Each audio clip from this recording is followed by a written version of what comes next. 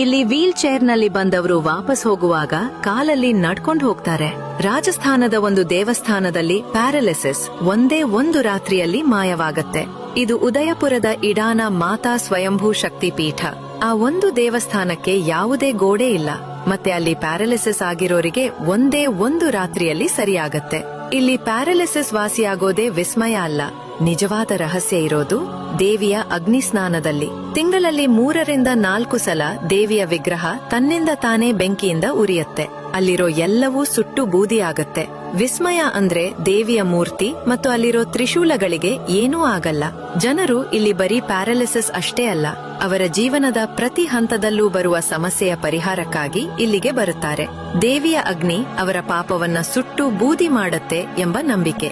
ನಿಮ್ಮ ಸರ್ಕಲ್ನಲ್ಲೂ ಯಾರಾದರೂ ಪ್ಯಾರಾಲಿಸಿಸ್ ಅಂದ್ರೆ ಪಾರ್ಶ್ವವಾಯುವಿನಿಂದ ಬಳಲುತ್ತಿದ್ದರೆ ಈ ಮಾಹಿತಿಯನ್ನ ಅವರಿಗೆ ಶೇರ್ ಮಾಡಿ.